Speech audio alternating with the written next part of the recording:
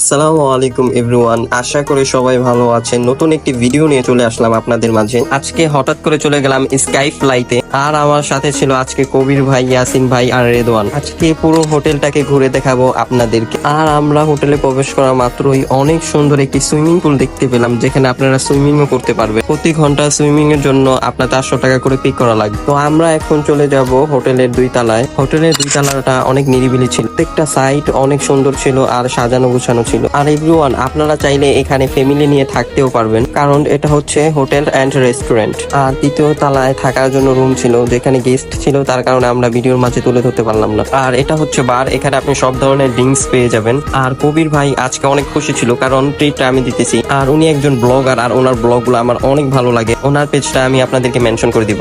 আর আমাদের রেস্টুরেন্ট থেকে welcome drink দিয়ে স্বাগতম করলেন, আর এটার ফ্লেভার ছিল আপনার লেমনের। আর এটা আমাদের কাছে অনেক ভালো লাগলো। এটা ছিল তাদের মেনু। যেহেতু খাবার আসতে আসতে একটু সময় লাগে, তার জন্য আমরা আগে খাবার অর্ডার করে দিই। খাবার আসতে আসতে চলেন পুরো হোটেলটা আপনাদেরকে ঘুরে দেখাই।